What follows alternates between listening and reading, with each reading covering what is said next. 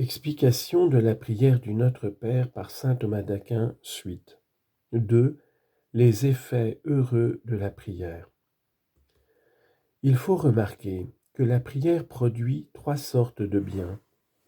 Premièrement, elle constitue un remède utile et efficace contre les maux.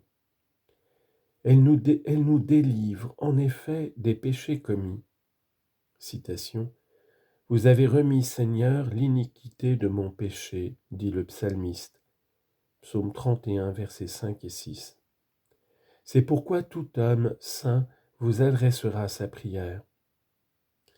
Ainsi pria le bon larron sur la croix, et il obtint son pardon, car Jésus lui répondit, « En vérité, je te le dis, aujourd'hui, avec moi, tu seras dans le paradis. » Luc chapitre 23, verset 43. De la même manière, le publicain pria, et il revint à sa maison justifié. Luc chapitre 18, verset 14. La prière nous affranchit de la crainte des péchés à venir, des tribulations et de la tristesse. Quelqu'un d'entre vous est-il dans la tristesse, dit saint Jacques, chapitre 5, verset 13, qu'il prie avec une âme tranquille. La prière nous délivre aussi des persécutions et de nos ennemis. Il est écrit en effet au psaume 108, verset 4, « Au lieu de m'aimer, on me fait du tort, mais moi, je vous adresse ma prière. » Deuxièmement, la prière est un moyen utile et efficace pour la réalisation de tous nos désirs. Tout ce que vous demanderez dans la prière, dit Jésus, croyez que vous le recevrez. Marc chapitre 11, verset 24.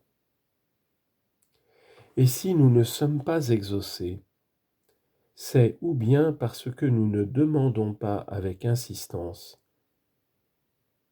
Il faut en effet toujours prier et jamais se lasser, dit le Christ Jésus, Luc chapitre 18, verset 1. Ou bien parce que nous ne demandons pas ce qui est le plus utile à notre salut. Le Seigneur est bon, dit en effet saint Augustin. Souvent, il ne nous accorde pas ce que nous voulons pour nous donner les biens que nous préférerions posséder si notre volonté était davantage accordée avec la sienne. Saint Paul en est un exemple, car par 3 fois, il demanda d'être délivré d'une douleur poignante dans sa chair, et il ne fut pas exaucé. 2 Corinthiens, chapitre 12, verset 8. Troisièmement, l'oraison est utile parce qu'elle nous rend les familiers de Dieu. Que ma prière, disait le psalmiste, demeure devant vous comme un encens à l'odeur pénétrante et persistante. Psaume 140, verset 2.